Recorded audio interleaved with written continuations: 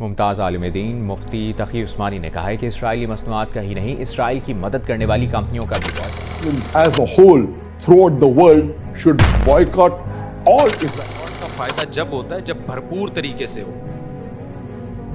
Boycott سے نقصان تو ہوتا ہے ان لوگوں کو، لیکن ہوتا یہ ہے کہ ایسی تحریکیں چلتی ہیں، ایک دم شور شرابہ ہوتا ہے، 4 دن لوگوں نے پیپسی پینا چھوڑ دی، اس کے بعد سارے پہلے سے جب ہی ہوتا ہے جب ایک مضبوط مہم چلے، ورنہ کچھ بھی حاصل نہیں ہوتا اور مذاق.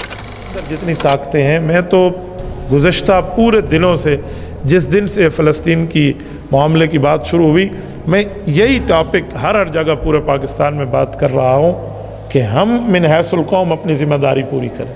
الحمدللہ بائیکاٹ کی بات چلی نا کہ یہودیوں کی مصنوعات کا بائیکاٹ کریں، تو اس میں امت نے بائیکاٹ میں غیرت کا کام اور غیرت کی شکل کیا گیا ہے.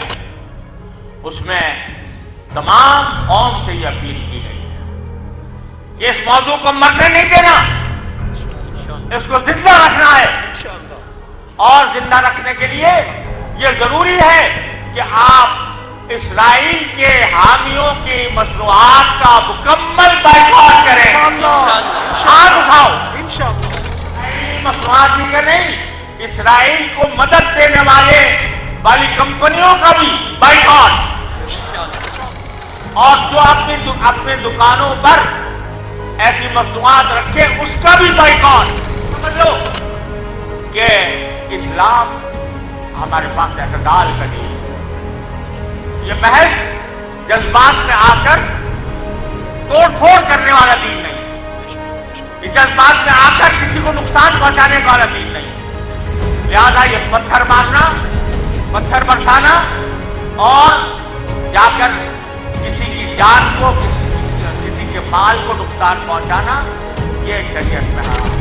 کے بائیکاٹ کے حوالے سے آج لوگ یہ کہتے ہیں اس سے کیا فرق پڑتا ہے؟ مجھے یہ بتائیے کہ کسی شخص نے آپ کے ساتھ زیادتی کی ہو اور اس کی محلے میں دکان ہو، کیا آپ اس دکان سے کبھی سودا خریدتے ہیں؟ تو کیا یہ 55,000 لوگوں کا خون اتنا ہی سستا ہے کہ ہم کہتے ہیں کہ اس سے کیا فرق ہے؟ اس کا بائیکاٹ کرنا کرو، لیکن ان کی تہذیب کا بھی تو بائیکاٹ کرو نا، ان کے کلچر کا بھی تو بائیکاٹ کرو نا.